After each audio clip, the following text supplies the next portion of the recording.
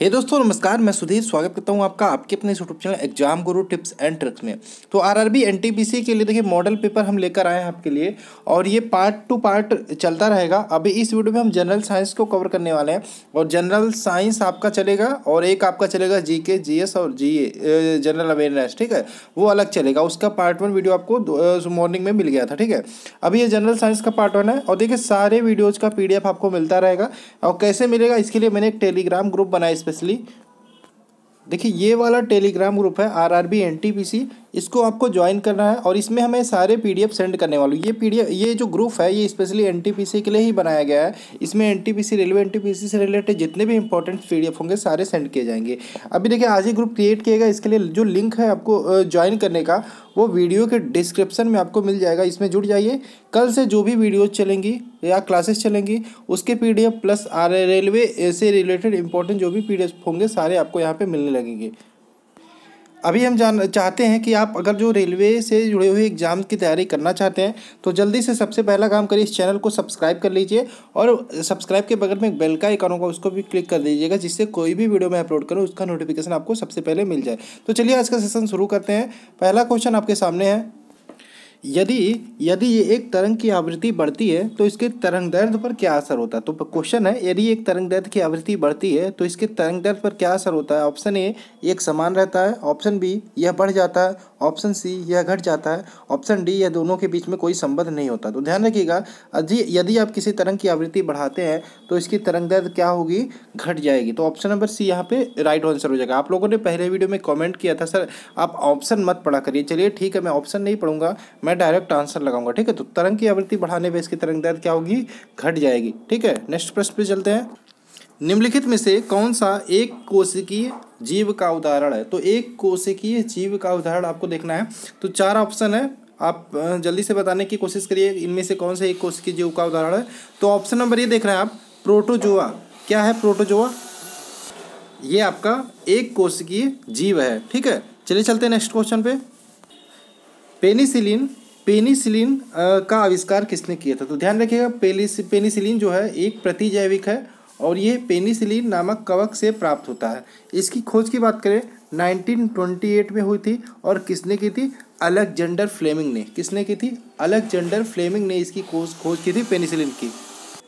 धमनियों रक्त का वहन करती है। आपको पता है धमनियाँ जो होती है मनुष्य की, इंसान की, वो रक्त का वहन करती हैं, रक्त का परिसंचरण करती हैं।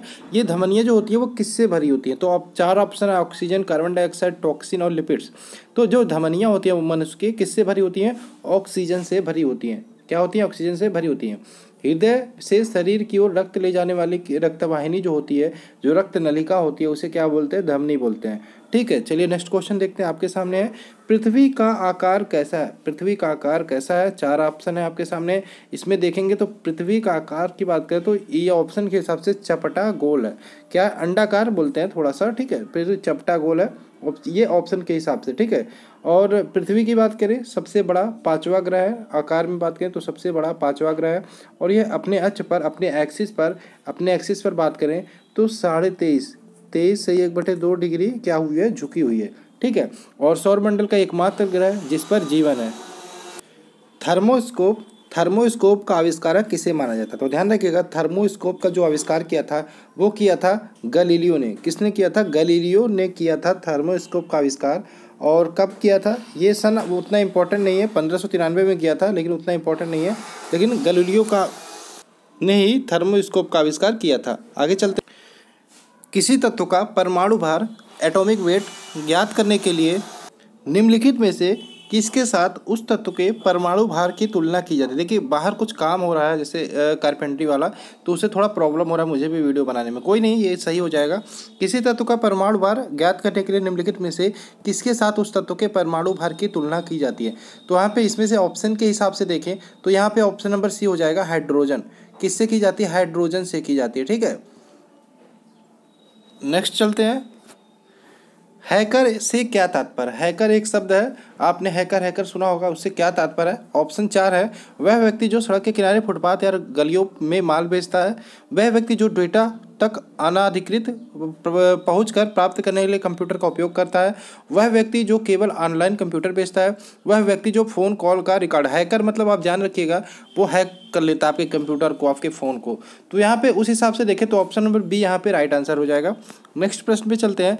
नीचे दिए गए विकल्पों में से किससे सुनामी या हार्बर वेब के नाम से भी जाना जाता है? तो टी सुनामी आपने नाम सुना होगा, इंग्लिश में ये टी आ जाता है।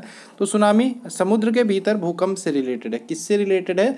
समुद्र के भीतर भूकंप से रिलेटेड है। ऑप्शन नंबर ए यहाँ पे क्या हो जाएगा? राइट आंसर हो जाएगा।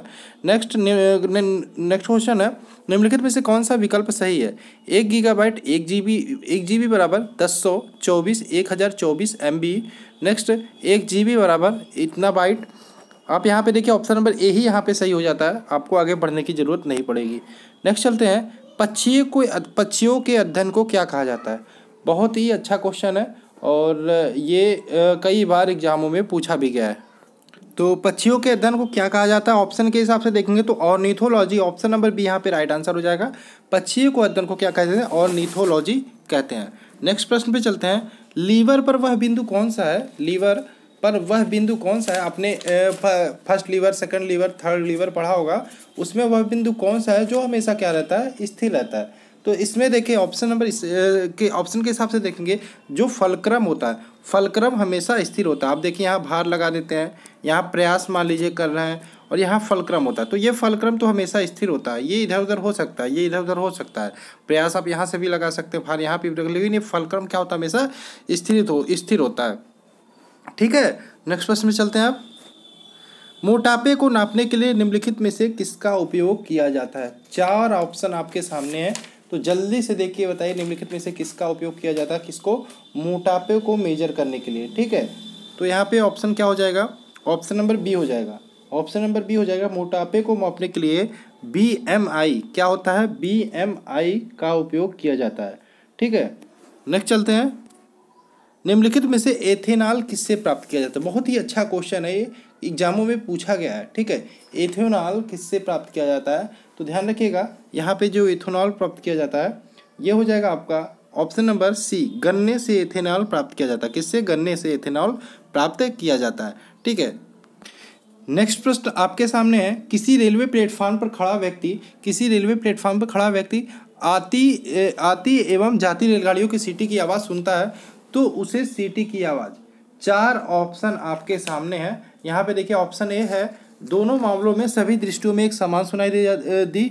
रेलगाड़ी के आने पर अधिक तीव्रता से सुनाई दी। रेलगाड़ी के आने पर ऊंची सुनाई दी। रेलगाड़ी के छूटने पर ऊंची सुनाई दी। तो यहाँ पे क्या हो जाएगा? रेलगाड़ी की सीटी आवाज़ सुनता, तो ऑप्शन नंबर सी हो जाएगा। ऑप्शन के हिसाब से देखें, रेलगाड़ी के आने पर ऊंची सुनाई दी। ठीक है, देखिए पूछा हुआ क्वेश्चन है ये। ठीक है, नेक्स्ट, राकेट आपको पता है अंतरिक्ष में छोड़ा जाता है। इसको अंतरिक्ष में छोड़ने के लिए कितने न्यूनतम जो पलायन वेग होता है वो कितना होना चाहिए? मतलब पलायन वेग आपको पता होना चाहिए। अंतरिक्ष जो अपना पृथ्वी का गुरुत्वाकर्षण केंद्र है उसको तो छोड़ के बाहर जाने के लिए जो स्पीड चाहिए वो 11 किलोमीटर पर सेकंड है। 11.2 होता है, पॉइंट में नहीं दिया ऑप्शन में, तो हम 11 किलोमीटर पर सेकंड यहाँ पे ऑप्शन लगा सकते हैं और ये हमारा सही हो जाएगा। ठीक है, नेक्स्ट चलते हैं, कोई भी नाव डूब जाएगी। क्या है? कोई भी नाव डूब जाएगी। कब डूब जाएगी? अगर जो हम यहाँ पे ऑप्शन देखें, क्या है ऑप्शन? आयतन के बराबर, यदि वह पानी हटाती है। कितना? आयतन के बराबर, या है यहाँ पे देखिए, या है भार के बराबर, या हमारा क्या है पृष्ठ के बराबर यहाँ पे, या है चौथा घनत्व के बराबर। तो ध्यान रखिएगा, यहाँ पे पृष्ठ के बराबर अगर जो है पानी हटाती है तो क्या होगा? वह नाव अपने आप डूब जाएगी। ठीक है, नेक्स्ट है, किसी रेलवे प्लेटफॉर्म पर खड़ा व्यक्ति आती, ये तो हो गया है क्वेश्चन, इसको छोड़ते हैं, ये हो गया हमारा। ठीक है, ऑप्शन नंबर सी इसका सही आंसर होगा। रेलवे के आने पर, रेलगाड़ी के आने पर ऊंची सुनाई देगी। नेक्स्ट है, पानी की सतह पर हल्के रखी गई एक लोहे की सुई। पानी की सतह पर हल्के रखी गई एक क्या है? लोहे की सुई उस पर तैरती है। अब देखिए पानी की सतह पर कोई लोहे की सुई रखेंगे, वह तैरती है, तो इसका क्या रीजन हो सकता है कि ये लोहे की सुई तैर रही है पानी पे? तो इसमें देखिए 4 ऑप्शन आपके सामने है। क्या है? 4 ऑप्शन आपके सामने है, आप लोग ऑप्शन पढ़िए। ठीक है, ऑप्शन पढ़ के आंसर देने की कोशिश करिए। तो ऑप्शन यहाँ पे पढ़ेंगे तो उसके पृष्ठीय तनाव के कारण वो लोहे की जो सुई होती है वो पानी की सतह पर तैरती है, तो सरफेस टेंशन इसका आंसर हो जाएगा राइट आंसर। देखिए कितनी बार एग्जामों में ये क्वेश्चन पूछा गया है, ठीक है। तो आरआरबी एनटीपीसी के लिए बहुत इंपॉर्टेंट सारे क्वेश्चन है। जब एक कार की गति दोगुनी कर दी जाती है, क्या है, जब एक कार की गति दोगुनी कर दी जाती है तब उसको उतनी ही दूरी में रोकने के लिए ब्रेक को कितना गुना करना पड़ेगा। क्या है, एक कार चल रही है, उसकी गति को हमने दुगुना कर दिया, तो उतनी ही दूरी जितनी दूरी में जाती है वो, उसको वहीं पे ब्रेक रोकने के लिए, ब्रेक लगा के रोकने के लिए कितना अधिक ब्रेक लगाना पड़ेगा, कितना ठीक है, ब्रेक पर कितना बल लगाना पड़ेगा। ये देखिए, अगर जो हम यहाँ पे गति को दोगुना कर रहे हैं तो बल लगाने के लिए, रोकने के लिए ब्रेक को क्या करो, 4 गुना बल लगाना पड़ेगा, ये ध्यान रखिएगा, ठीक है। ऑप्शन नंबर ये यहाँ पे राइट हो जाएगा। नेक्स्ट है, निम्नलिखित में से किसका विमीय सूत्र आवेग के सूत्र के समान होता है।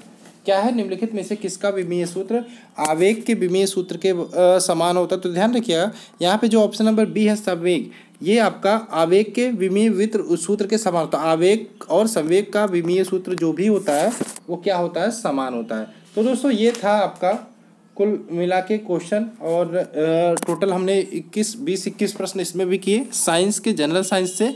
और आपसे चाहेंगे कि आप लोग को वीडियो अच्छा लगा तो लाइक करना मत भूलिएगा।